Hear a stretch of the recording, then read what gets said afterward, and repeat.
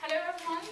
If you'd ask me what the definition is of social networking, I would say social networking is sharing your life with the world and maintaining your relationships on the internet. But is this way of keeping contact with each other, is this a good way? Is this making us antisocial? Well, imagine you have this neighbor and you're kind of fancy him, he's kind of good looking and you're interested in him. So what you do is you're constantly looking through his window, watching what he eats, with whom he hangs out with, and when he goes out you follow him to his work or sporting. But I can almost hear you think, I wouldn't do that, that's pathetic, nobody does that. But surprisingly, this is exactly what we're doing by using social media. For example, Twitter. When you click on the button follow, you're literally following someone. So, although it's with the permission of this person, you are practically stalking him. So, and you are not the only one who's stalking. You're probably following lots of people, and they are watching you too. So, can we say that because of these social media websites, we are becoming less social? Well, Anthony Nemelka does think so. He says social media is making us less social. He says social media websites like Facebook are just an amalgamation of voyeurism and narcissism, which practically means that we either use social media because we want everything to be about us, or it's about what I can find out about you. So, and he also says that there's another disadvantage, which is that not only we are using these social media websites, it's also used for business, like LinkedIn. It's very common in business and companies. And not only your strengths will be all over the internet for everyone to read, but also your weaknesses. And you can't delete it, because Google always knows where to find it. So, with these words of Anthony Nemelka in our heads, there are also numbers who are proving that social media is really making us antisocial. For example, 88% of social media using teens have witnessed others being mean or cruel on the internet. And 22% have had an experience online which ended a relationship offline. So I think these are kind of high rates of people who are not acting very social. But of course there is another side. So why are these social networking sites calling them social network sites if they are not? They think they are being social because when you make friends on the internet and invest a lot of time in relationships by using social media, you're also being social, isn't it?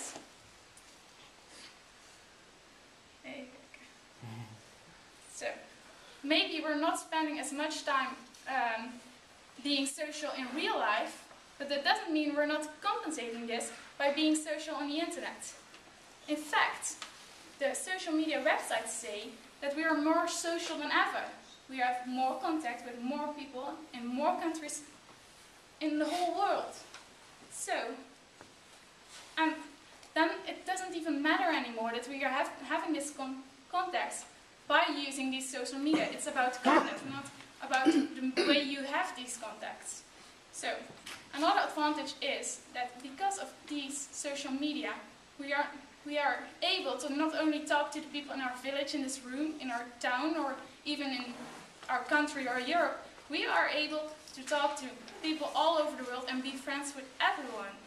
So, actually, conclusion is that there is no conclusion. There are pros and there are cons, but the outcome doesn't even matter anymore. Because whatever the disadvantages are, social media is growing and we cannot seem to stop them from growing whatever we do. So, actually, the last 5 minutes you were listening to me, Facebook added around 1,000 new members.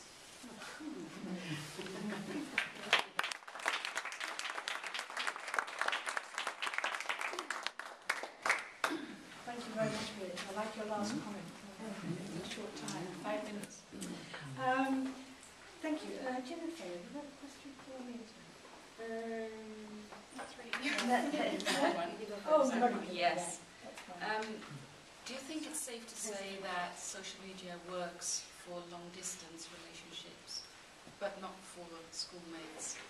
I do think it's working for long-distance relationships, but I also do think it does work for, you know, if we were friends, it does work for us too.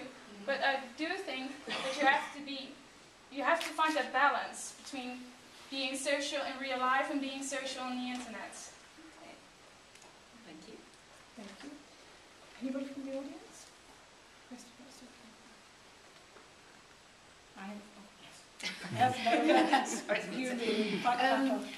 Do you think there's any difference in the quality? There's certainly quantity in this in the media friendships, but do you think there's a difference in the quality between a media friendship and a real life face-to-face? I do think there's a difference in quality. Not in quantity, it's more, but in quality you are not able to, you are able to, but nobody really takes the effort to really go have deep conversations with people over the internet.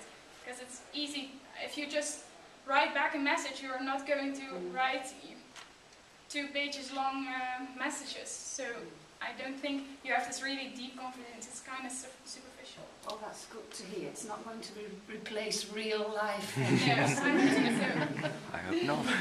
That's a good question. It fits in really with my question. If you could look into the future, 40 years' time, 30 years' time, do you think there'll be lots of differences? Will everybody be on Facebook or Twitter, or could you predict what might happen? No, I don't think anyone can predict that, but I do think that Facebook and LinkedIn, Hives and all those other sites are growing. They're still growing. So I do think there are lots of people who are in that day still using this, but I don't think talking to someone in real life is ever going to end. I don't think we can live without speaking to each other anymore. So do you think that in 30 years' time we all will all be a member of some social network organisation? Everybody? Yeah, not everybody. I don't think everybody is. I don't think everybody will fall into that. Yeah, no, will be catched by the social media. And then all the young people coming up will all be. Because I try to resist it. Okay. So. Right, thank you. Any other questions? Okay, well, I'm saying thank you very much for your presentation.